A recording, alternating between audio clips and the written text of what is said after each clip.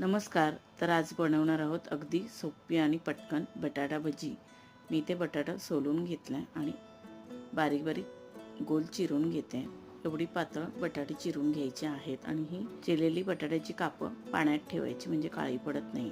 बाउलमध्ये मी 2 वाटी चण्याचं पीठ, अर्धा वाटी तांदळाचं पीठ, 1 चमचा मालवणी मसाला, 1 चमचा तिखट, थोडीशी हळदी पावडर, 1 चमचा आलं लसणाची पेस्ट, चवीप्रमाणे मीठ आणि बारीक चिरलेला कढीपत्ता. थोडं पाणी घालून याचं सैलसर पीठ भिजवून घ्यायचं. त्यानंतर बटाट्याची कापं पिठामध्ये बुडवून तेलामध्ये सोडायची. एक साईडने भजी चांगले तळले गेले की दुसऱ्या बाजूने पलटी करायची आणि चांगले तळून घ्यायचे. ही आपली मस्त टेस्टी आणि कुरकुरीत भजी बनवून तयार आहे. पावसाळ्यामध्ये तुम्ही अशा प्रकारची भजी नक्की करून बघा. व्हिडिओ आवडला असेल तर व्हिडिओला लाईक, शेअर आणि सबस्क्राईब करा.